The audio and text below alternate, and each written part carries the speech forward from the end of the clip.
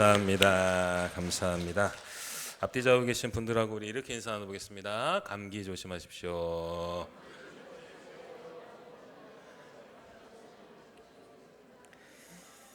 감기 조심하십시오.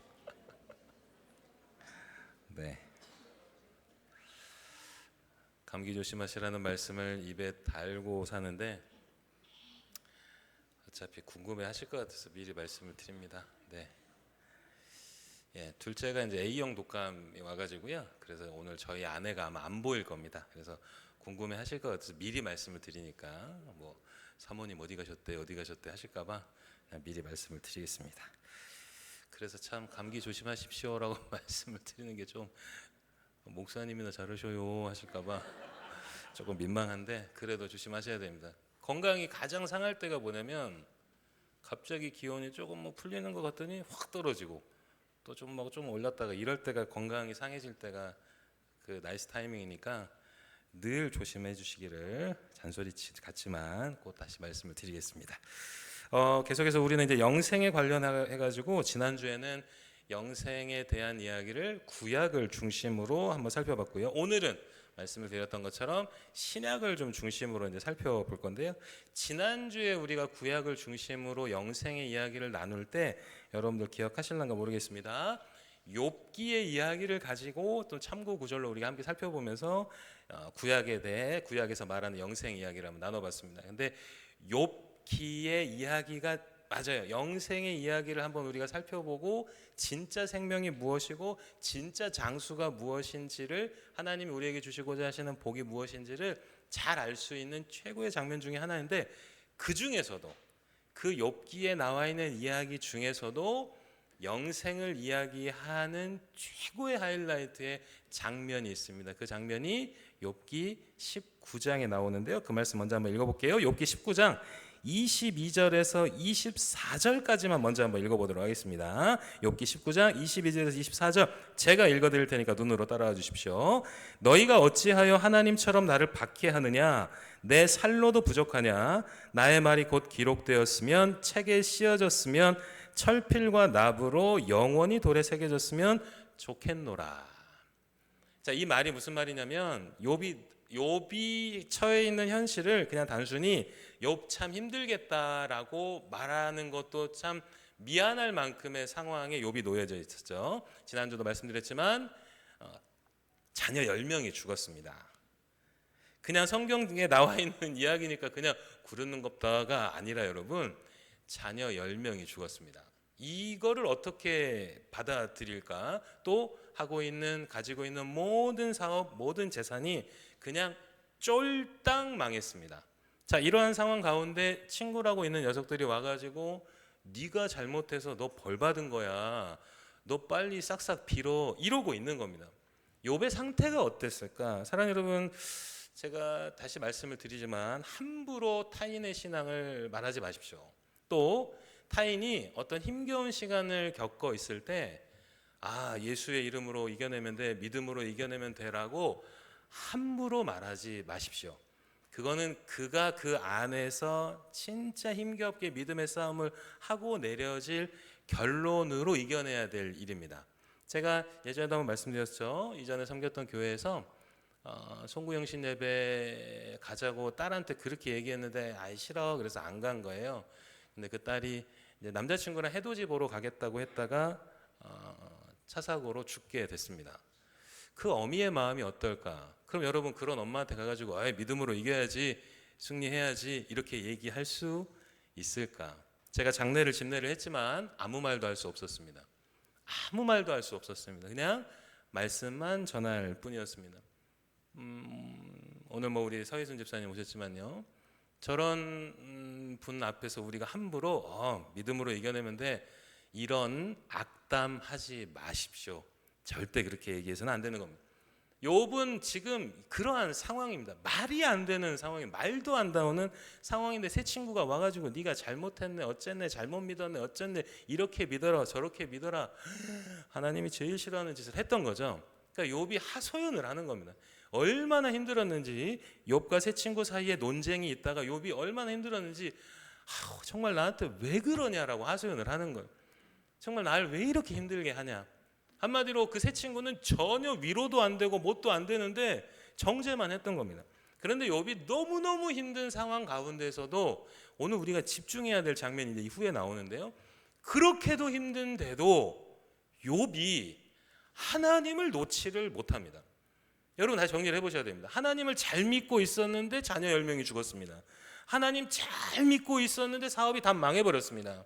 하나님 잘 믿고 있었는데 친구랍시고 있는 것들이 와가지고 정죄를 막 퍼붓습니다. 이거는 하나님을 믿냐 안 믿냐 수준이 아닙니다. 진짜 하나님을 저주하고도 100번은 더 할 수 있는 상황입니다. 그렇게 저주한다 해서 누구도 와가지고 욥 너 그럴 수 있어라고 말할 수 없는 상황입니다. 그런데 욥은 끝까지 하나님을 놓지를 못하는 겁니다. 그 장면 정말 우리가 꼭 신비에 새겨야 될 장면이 나옵니다. 25절과 26절은 우리가 함께 봉독해 보도록 하겠습니다. 우리가 욥이 되는 마음으로 25절과 26절 함께 봉독합니다. 시작. 내가 알기에는 나의 대속자가 살아계시니 마침내 그가 땅 위에 서실 것이라. 내 가죽이 하나님을 보리라. 아멘.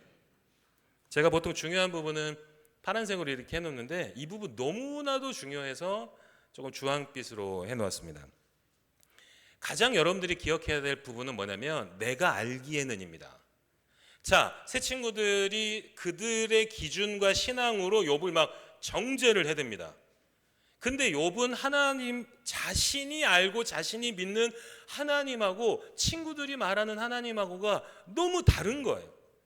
그리고 하나님을 내다 던져버려도 될 상황인데 그 하나님, 내가 믿고 내가 신뢰하고 내가 경험한 그 하나님을 붙들고 놓지를 못하고 있습니다. 사랑하는 여러분, 그렇게 욥이 놓지 못하는 이유가 뭘까? 그게 바로 내가 알기에는에 다 담겨져 있는 겁니다. 여기에 나와 있는 내가 알기에는의 개념과 오늘 우리가 함께 읽었었던 요한복음 17장 3절에 나와 있는 아는 것이다라는 개념이 하나입니다. 사랑하는 여러분, 자 이렇게 한번 봐보실게요. 여러분들 남편 다 아십니까?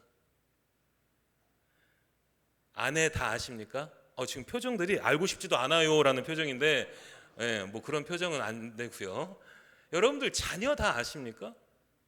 부모 다 아십니까? 사실 여러분, 제가 학원 강사했잖아요. 제가 다시 말씀드립니다.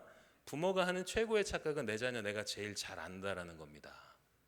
최고의 착각입니다. 절대 모릅니다. 사람은 다 알 수 없습니다. 아는 척하고 안다라고 착각하고 사는 것이죠. 알려면 방법은 한 가지밖에 없습니다. 그와 내가 하나가 되어야 합니다. 내가 그 안에 들어가고 그 안에 그가 내 안으로 들어왔을 때 안다라고 말할 수 있는 겁니다. 바깥에서 수박 껍질만 그렇게 그냥 비벼댄다 해서 수박의 맛을 알지 못하는 것처럼 완전히 하나가 되어야 알 수 있는 겁니다. 영생의 개념을 이야기할 때 예수를 아는 것이다라고 하면 여러분, 우리 중에 예수 모르는 사람이 어디 있습니까? 예수 안 믿는 사람 중에도 예수를 다 알고 있습니다. 그렇게 알고 있다 하여 구원받았다라고 하지 않습니다. 진짜 예수를 아는 건 뭐냐? 예수가 내 안으로 들어오시는 겁니다. 내 안으로 들어온다는 개념이 뭐냐? 내 존재 안으로, 내 인생 안으로 들어오시는 겁니다. 그러니까 내가 놓아버린다 해서 놓아지는 것이 아닙니다. 이미 예수가 완전히 나에게 문신보다도 강력하게 새겨져 버렸습니다. 그래서 욥 같은 반응이 나오는 겁니다. 그렇게 힘들고 그렇게 어렵고 되는 거 하나도 없는데도 하나님을 놓지 못하는 것은 어거지로 붙들어서 놓지 못하는 게 아니라 안 놔지는 거예요. 그의 완전히 인생과 존재 가운데 하나님이 들어와 버리셨습니다. 사랑하는 여러분, 우리의 신앙의 완성이 그렇게 돼야 합니다. 그렇게 되지 않으면 뭘 하더라도 억지로 하게 되든지 금방 힘이 팔리게 될 겁니다. 그러니 예수로 인해서 그냥 내가 움직여지는 상태, 그게 성화의 상태입니다. 우리는 그게 목표가 되어야 합니다. 주님, 제가 아무리 두드러 맞아도 예수를 부인할 수 없다라는 상태의 신앙이 되게 하소서. 환난과 핍박 가운데서도 맞아, 인간된 마음으로 나도 좀 놓고 싶고 나도 좀 게을러지고 싶고 그냥 나태해지고 싶은데 도저히 그게 안 돼. 왜냐? 지금 내 안에 예수가 살아계시니. 여러분, 우리가 이 고백이 나와야 합니다. 그렇게 됐을 때에 주님이 놓아지지 않는 겁니다. 주님여 이 손을 꼭 잡고 가소서라는 찬양도 있고 우리 역시 주님과 함께 동행하기를 원합니다. 그런데 여러분, 우리는 좀 오해하는 게 있습니다. 언제는 하나님이 우리를 떠났나요? 언제는 하나님이 우리를 쩌다 내팽개 쳤습니까? 아니요. 하나님은 언제나 우리와 함께 하십니다. 그러나 우리가 그것을 인식하고 인정하고 받아들이지를 못하는 것뿐입니다. 여러분 분명하게 기억하십시오. 하나님은 한 번도 나를 떠나신 적이 없습니다. 그걸 내가 인정하고 사느냐, 주님이 내 옆에 있는 것처럼 사느냐 못 사느냐의 문제지, 하나님은 한 번도 우리를 떠나신 적이 없어요. 왜냐? 그분만이 생명이기 때문입니다. 그러니 욥이 경험했던 건 뭐냐면 하나님이 완벽한 생명임을 욥은 알게 된 겁니다. 머리로 아는 게 아니라 온 존재로 알게 되는 겁니다. 그래서 구약에 나오는 몇 안 되는 영생의 개념을 욥이 이야기한 겁니다. 내 껍질이 다 벗겨지는 상황 가운데서도 주는 생명으로 내 앞에 서실 것이다라는 겁니다. 영생의 주가 하나님이심을, 주님이심을 욥은 고백하는 상태가 되었습니다. 맞습니다. 사랑하는 여러분, 하나님만이 우리의 생명이고 하나님은 우리를 그걸 깨닫게 해주시려는 겁니다. 그게 영생이기 때문에. 그런데 사랑하는 여러분, 우리가 오늘 신약 성경에서 좀 살펴볼 게 있습니다. 하나님께서 우리에게 생명이 되어주시고 생명이 되는 것을 인정하고 사는 인생이 누려지는 그 복이 무엇인지를 신약 성경에 나와 있는 이야기를 통해 한번 살펴볼 건데요. 특별히 마지막 때를 이야기하는 장면 중에 최고의 장면, 요한계시록의 장면을 보면서 우리가 영생에 대해서 다시 한번 공부해 보도록 하겠습니다. 요한계시록 6장 10절의 말씀에 보면 이런 장면이 나옵니다. 함께 봉독해 보겠습니다. 시작. 큰 소리로 불러 이르되 거룩하고 참되신 대주제여, 땅에 거하는 자들을 심판하여 우리 피를 갚아주지 아니하시기를 어느 때까지 하시려 하나이까 하니. 설명이 조금 필요합니다. 이 장면은 어떤 장면이냐면 복음을 전하고 예수를 전하다 죽임당한 순교자들이, 핍박받아 죽임당한 순교자들이 주님을 향해 하소연을 하는 겁니다. 주님, 교회가, 주님, 예수 믿는 그리스도인들이 너무나도 힘겹게 싸우고 있습니다. 그런데 지금 이 상황을 언제까지 가져가시렵니까? 언제 이 상황을 끝내시렵니까? 너무나도 힘든 가운데 주님께 하소연을 한 거예요. 자, 그렇게 예수 믿다 죽임당한 순교자들이 그 정도 얘기했으면 예수님이 좀 들어줄 법도 하지 않으십니까? 예수님은 이렇게 답하십니다. 요한계시록 6장 11절의 말씀 함께 봉독합니다. 시작.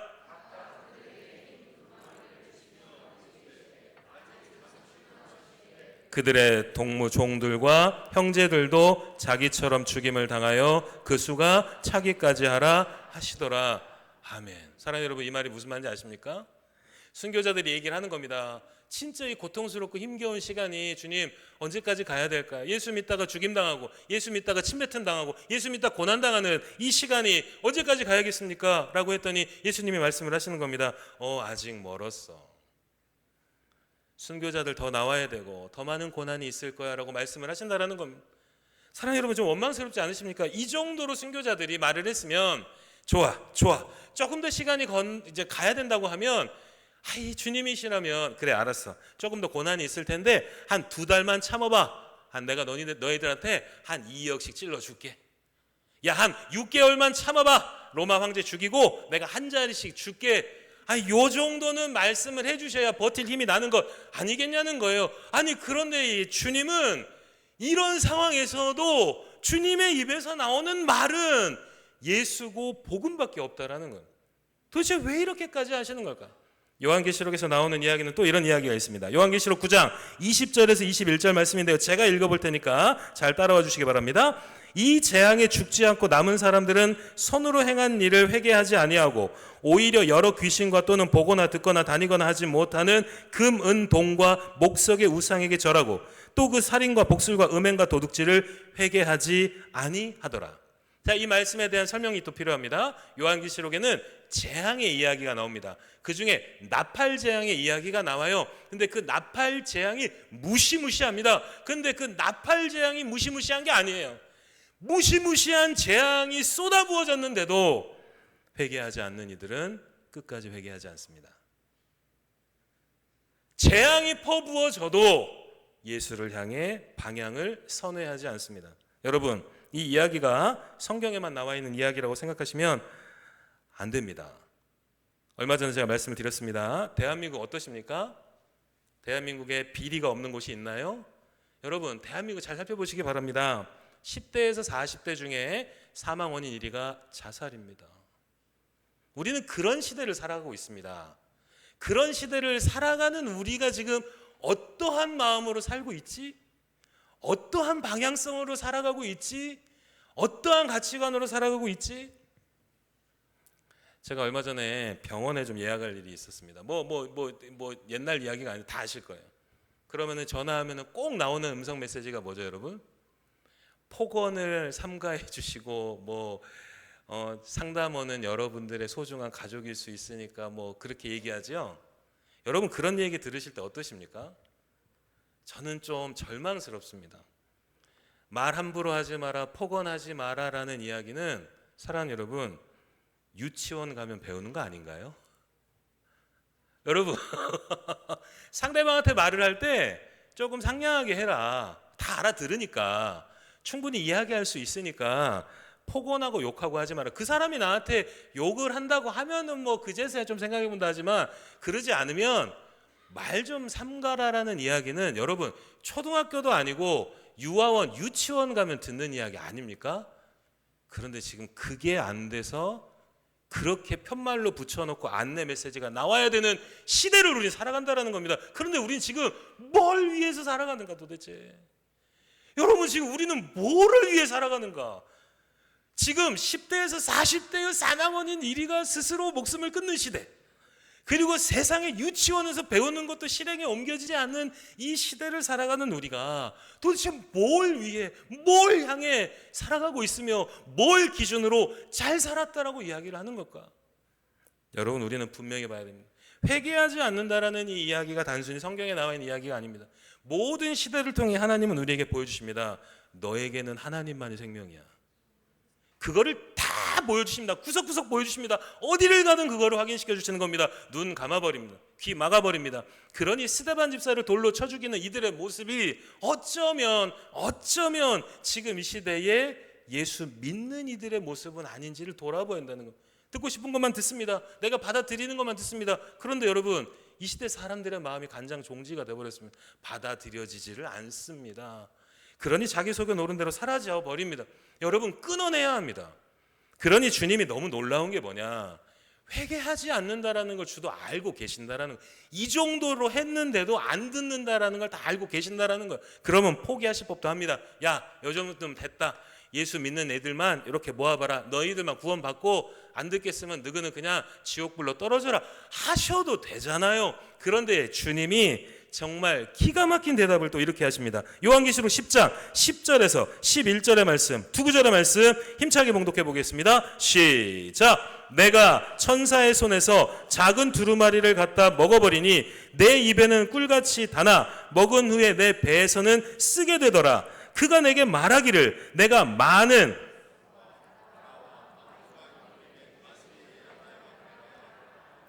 다시 예언하여야 하리라 하더라. 우리 이번에 얼마 전에 우리가 함께 했었던 캠프의 주제였죠. 이 내용을 잘 연결시켜 봐야 됩니다. 회개하지 않습니다. 때려 죽여도 안 듣습니다. 그러면 포기할 만하잖아요. 야, 이제 됐다. 그만하자. 순교하고 고난당해 복음 전에 예수 전에 아무리 해도 안 듣습니다. 그럼 예수님 그냥 야, 끝. 여기서 끝. 자, 안 들었던 놈들은 지옥불, 들었던 사람들만 영생 하시면 되는데, 그런 주님이 교회에게 말씀하십니다. 그럼에도 불구하고 너희 가서 복음을 전해라입니다. 안 듣는 거 뻔히 아는데도 복음 전해라. 너희 핍박받는 거 뻔히 아는데도 예수 전해라. 복음 전하다가 순교자가 또 나온다 할지라도 복음을 전하라는 겁니다. 여러분, 하나님이 왜 이렇게까지 하시는 걸까요? 도대체 왜 이렇게까지 하시는 걸까를 이해하기 위해선 우리는 부모의 마음을 한번 생각해 보아야 합니다. 아까도 말씀드렸다시피 저희 둘째가 이제 독감에 걸렸죠. 작년에 걸린 독감에 비해서는 조금 낫긴 한데, 자, 여러분들 한번 자녀가 독감에 걸려서 막 40도까지 막 육박합니다. 그랬을 때 여러분 어떻게 하시겠습니까? 애가 꼭 죽어갑니다. 막 흰자가 막 보입니다. 막 꼴깍꼴깍 숨이 넘어갑니다. 그때 여러분들 중에 병원으로 안 달려가실 부모님 계십니까? 병원으로 달려가는데 애가 갑자기 일어나더니 나 주사 맞기 싫어 했다고 주사 맞기 싫으네 해서 가던 길 멈추고 그냥 침대에 누이실 부모님 계십니까? 아이가 그 정도 상태가 됐으면 부모 눈에는 뭐밖에 안 보이겠습니까? 병원밖에 안 보이는 겁니다. 아이가 곧 죽어간다고 보면 부모 눈에는 아무것도 안 보이는 겁니다. 병원밖에 안 보이는 겁니다. 병원에 가는데 옷차림새가 지금 뭐 우스꽝스럽게 입었냐, 뭐 쓰레빠를 뭐 신었냐, 양말에 빵꾸가 났냐, 바지가 뭐 어떻게 됐냐? 아니요. 병원만 보이겠지요. 왜냐? 거기 가야 내 새끼 사니까. 하나님의 마음이 여러분 그 마음이라는 겁니다. 자녀들을 살리기 위해서 하나님이 우리에게 주실 수밖에 없고 주시는 유일한 한 가지가 그게 예수의 이름밖에 없다라는 거예요. 그런데 자녀들이 죽겠다고 하는데도 주는 예수의 이름 복음만 말씀하실 수밖에 없다라는 겁니다. 주님의 생명이 되어주셔서 우리에게 필요한 생명을 주실 때에 생명이 되는 건 예수의 이름이고 복음의 능력밖에 없으니 주님은 그것만 말씀을 하시는 거예요. 그렇다는 얘기는 사랑하는 여러분, 이제 우리가 생명은 오직 예수뿐이구나를 빨리 깨닫는 것이 주님과 동행하며 주의 은혜를 풍성하게 누릴 수 있는 유일한 길이라는 겁니다. 오늘 그 깨달음을 정말 강력하게 받을 수밖에 없는 말씀을 보겠습니다. 요한복음 5장 25절에서 28절의 말씀 조금 길지만 함께 봉독해 보겠습니다. 시작. 진실로 진실로 너희에게 이르노니 죽은 자들이 하나님의 아들의 음성을 들을 때가 오나니 곧 이때라. 듣는 자는 살아나리라. 아버지께서 자기의 속에 생명이 있음같이 아들에게도 생명을 주어 그 속에 있게 하셨고 또 인자됨으로 말미암아 심판하는 권한을 주셨느니라. 이를 놀랍게 여기지 말라. 무덤 속에 있는 자가 다 그의 음성을 들을 때가 오나니. 아멘. 사랑하는 여러분, 마지막 때는 주의 음성을 들으며 시작을 한답니다. 나팔 소리 진동한다 했을 때 진짜로 하는 나팔 얘기하는 거 아닌 거 아시겠죠?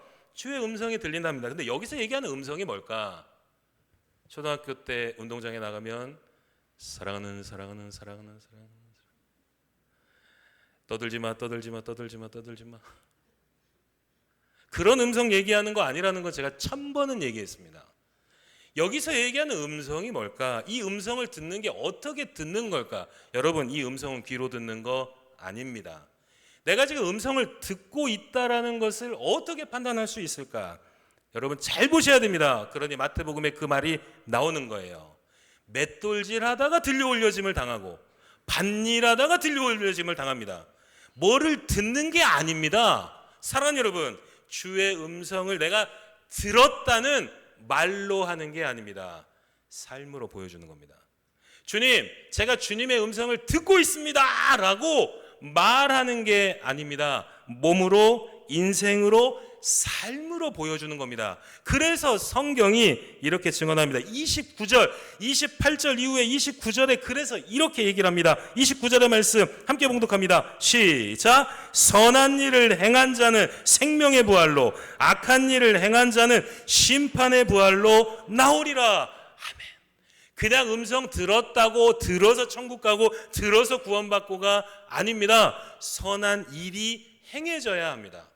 사랑하는 여러분, 선한 일이 뭔가요? 착한 일이 선한 일인가요? 부르디웃 잘 도우면 그게 선한 겁니까? 양보하면 선한 겁니까? 맞습니다. 그것도 착하고 좋은 일입니다. 성경에서 얘기하는 선한 일이 뭐길래 선한 일을 할 때 영생으로 들어가는가, 이거를 살펴봐야 됩니다. 선한 일이 무엇일까? 여러분, 이 말씀을 보시면 답이 나오실 겁니다. 모든 성경은 하나님의 감동으로 된 것으로 교훈과 책망과 바르게 함과 의로 교육하기에 유익하니 이는 하나님의 사람으로 온전하게 하며 모든 선한 일을 행할 능력을 갖추게 하려 함이라. 아멘. 사랑하는 여러분, 다시 말씀드립니다. 성경이 우리에게 주는 이유가 뭘까? 하나님이 성경을, 말씀을 우리에게 주시는 이유가 뭘까? 단순히 마음 좋다, 위로받았다, 뭐 그것도 중요한 부분이긴 하지만 말씀을 우리에게 주시는 이유는 선한 일을 행할 능력을 주시려고 말씀을 주셨답니다. 왜냐? 그 선한 일이 나를 영생의 자리에 옮겨 놓을 수 있기 때문에. 사랑하는 오해하지 마십시오. 일을 많이 하라라는 개념으로 가져가셔서는 안 됩니다. 내 삶이 도무지 물질로든 어떤 육체적으로든 뭔가 헌신을 할 수 없는 불가피한 상황이 올 수 있습니다. 그럼에도 불구하고 선한 일을 할 수 있습니다. 어떻게? 말씀이 나의 길이다라고 인정하며 살아가고 호흡하는 모든 순간이 그게 바로 선한 일이라는 겁니다. 진짜 착한 일을 하고 어디에다가 기부를 하고 이웃에게 돈을 주고 이런 것만이 선한 일이 아니라 말씀에서 길을 찾아가는 모든 인생을 성경은 선한 일이라고 정의를 한다라는 거예요. 사랑하는 여러분께 한번 여쭤보겠습니다. 진짜 말씀이 생명임을 믿으십니까? 여러분 진짜 말씀대로 사십시오. 말씀이 생명입니다. 성경은 그것만 얘기하고 있습니다. 말씀대로 사는 길이 천국과 연결이 되어 있답니다. 여러분, 우리 신앙인들이 잘 정리를 해놔야 이런 말 하시는 분들이 안 생기는 겁니다. 어떤 말? 야, 니네들 말대로 하자면 핑핑 놀고 나쁜 짓 다 하다가 숨 꼴깍꼴깍 넘어가기 전에 나 예수 믿을라 하면 되는 거 아니요?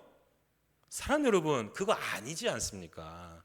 죽기 전에라도 예수 믿으면 구원을 받는 건 맞지만 그러한 마음과 자세는 그건 아니지 않습니까? 그런데 어쩌면 믿지 않는 이들이 그렇게 말하게 만드는 것이 어쩌면 우리 신앙인들의 잘못된 방향이 그러한 메시지를 주는 건 아닌가를 한번 생각해 보아야 합니다. 사랑하는 여러분, 하루하루를 살아갈 때 말씀으로 사는 것, 그게 영생입니다. 내가 오늘을 살고 내일을 살 때 100년을 사냐 200년을 사냐 이게 아니라 이 살아가는 모든 순간에 말씀에서 길을 찾아가며 살아가겠다라고 하는 그 순간이 영생의 복을 누리는 순간이라며 예수가 이렇게 얘기합니다. 누가복음 11장 28절의 말씀 함께 봉독합니다. 시작. 예수께서 이르시되 오히려 하나님의 말씀을 듣고 지키는 자가 복이 있느니라 하시니라. 아멘. 여기서 얘기하는 복이 뭘까요, 여러분? 물질의 복? 뭔 복? 아니요, 여러분. 이게 영생의 복을 얘기를 하시는 거예요. 하나님의 말씀을 듣고 지켜가는 이가 영생의 복을 이미 지금 누리고 있다라고 얘기를 하신다라는 거예요.